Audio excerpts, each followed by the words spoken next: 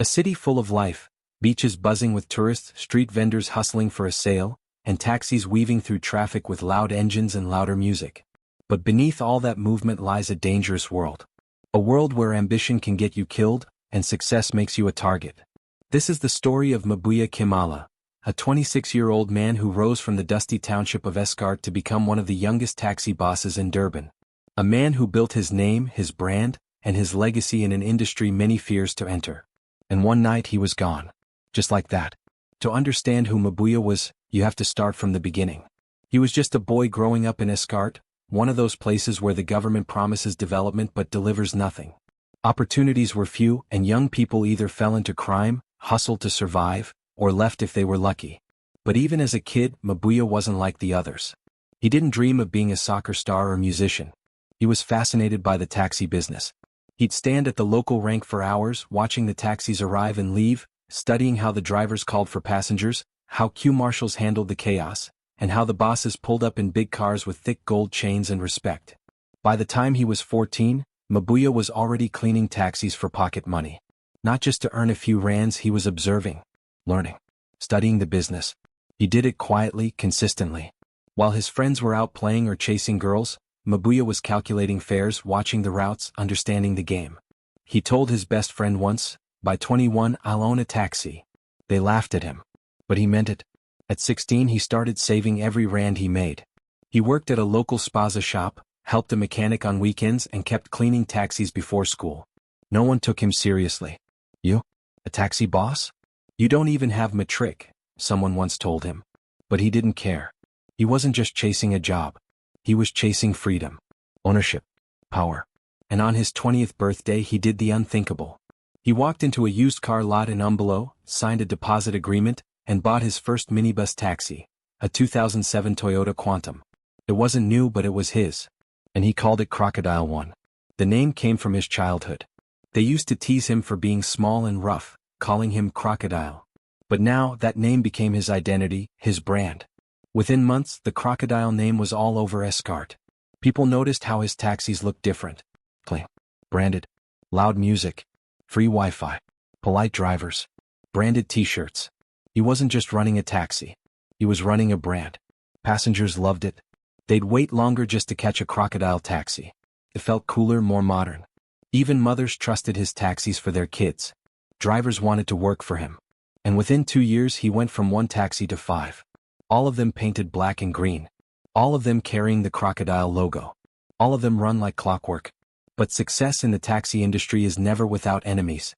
Durban's taxi world isn't just transport, it's politics, power, and danger. For years, routes were run by older men who operated like cartels. They had their own rules, their own associations, and no patience for newcomers. And here was this 22-year-old with no connections, no family name, and no fear, growing fast, getting media attention, and not paying dues to anyone. It wasn't long before things got tense. First, one of his drivers was harassed at the rank. Then someone slashed the tires of one of his taxis. Another time, his branded vehicle was found with rocks on the roof and a note that simply read, "Go back to school." But Mabuya wasn't the kind to back down. He responded with more branding, more professionalism, and more taxis. He told a local newspaper, "They can scare me, but they can't stop progress. I'm not breaking any rules. I'm just doing it better." And he was right. He introduced pre-booked pickups, cashless payments, weekend party shuttles. Even had his drivers wear matching green and black uniforms. His brand became a symbol of modern township enterprise. And for the youth in Escart, he became a symbol of possibility. Proof that you could rise without politics. That you could own, lead, and win without waiting for handouts. But the more he succeeded, the more isolated he became.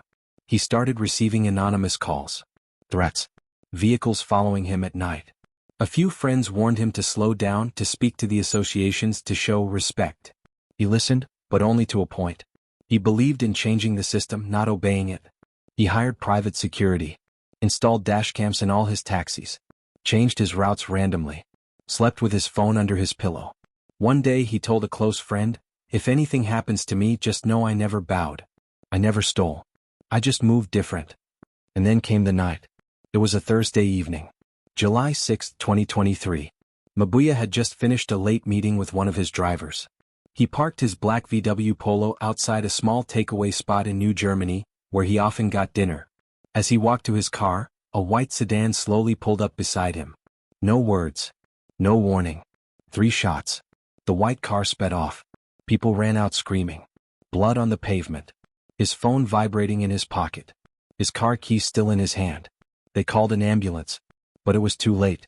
At just 26 years old, Durban's youngest and boldest taxi boss was gone. The news hit the community like thunder. Escart shut down the next morning. Schools held moments of silence. Taxi ranks played gospel music.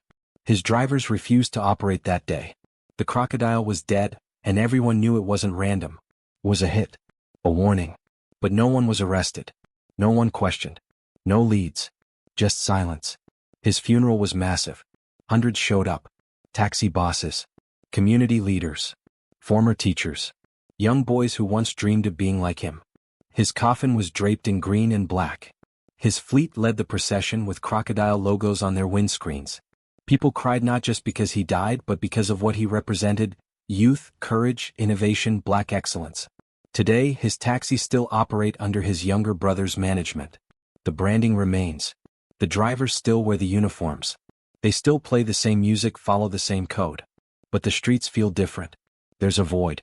An emptiness. A reminder of how fragile greatness can be in a world that doesn't tolerate disruption. Mabuya Kimala wasn't just a taxi boss. He was a pioneer. A dreamer. A hustler. He challenged an old system, modernized an entire approach, and inspired a whole generation. But in doing so, he stepped on powerful toes. And in the taxi industry, that can be fatal.